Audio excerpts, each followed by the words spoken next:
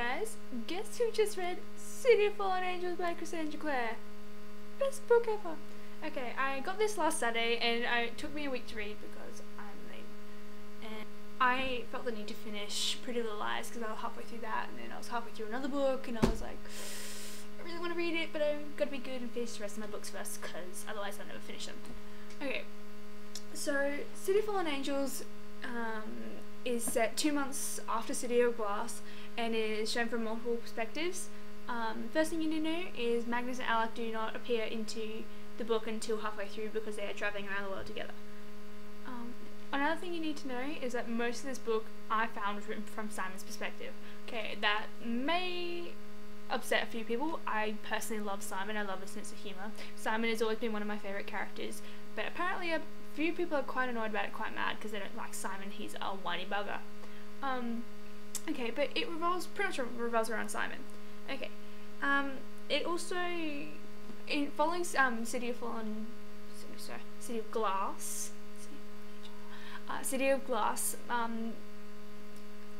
Simon still has the mark of Cain on his head. This makes him pretty much one of the most wanted people in New York City. Okay, he's pretty much indestructible and he's wanted by any downworlder, and he'd be a really good asset to anyone who wanted to take over or gain position in New York City.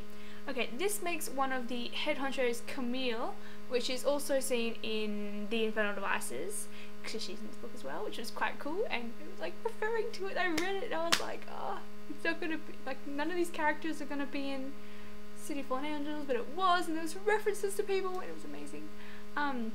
But yeah, Camille's in this book, and she pretty much wants Simon so she can take control of her old clan that was taken over, who Raphael took over from her. Okay, so she's giving him an ultimatum, as she's got 5 days to either join him or not, but it doesn't really matter. Okay.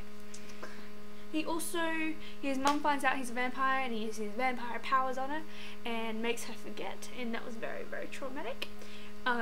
Also, there is a new character in this book. It was awesome! Okay, this dude's name is Jordan. Okay, one thing you need to know. Very confusing story about that one. I don't want to spoil anything, but let's just say he is a werewolf and he is awesome. I do like him. He's a good character to bring in.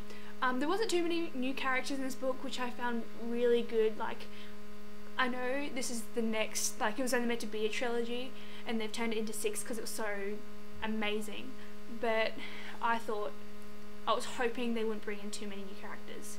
That's what I think. I think if you get halfway through a series and you bring in a whole bunch of new characters, it just makes it so confusing for everyone, as seen in the House of Night series.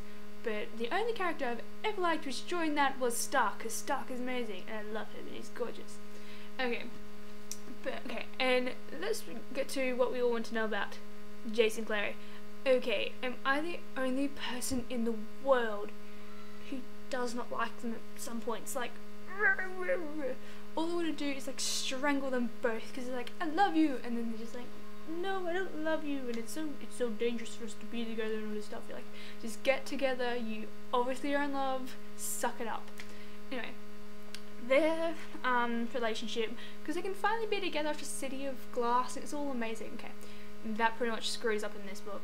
Jace is having terrifying dreams and about Clare and killing Clare, and then Clare doesn't know what's going on because Jace isn't telling her anything because he's an ignorant sucker. Anyway, that's my rant about Jace. That's the only thing I don't like about Jace. He is annoying and doesn't tell anyone his problems, and that's why he's a bugger. I'm trying not to swear because I'm being good.